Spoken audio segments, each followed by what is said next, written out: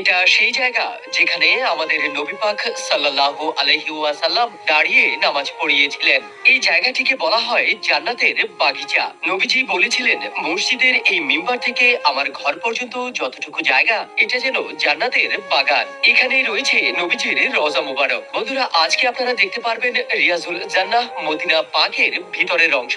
মসজিদে নববীতে সময়ের আগেই আপনাকে পৌঁছাতে হবে। রিয়াজুল জান্নাতে নামাজ পড়ার জন্য আপনাকে নুসুক অ্যাপে ডেট ফিক্সড করে পারমিশন পেলে পরে আসতে পারবেন। ভিতরে যাওয়ার আগে আপনার জুতা রাখার জন্য পলিথিন দেওয়া হয়, যেন জুতার ময়লা মসজিদে না পড়ে।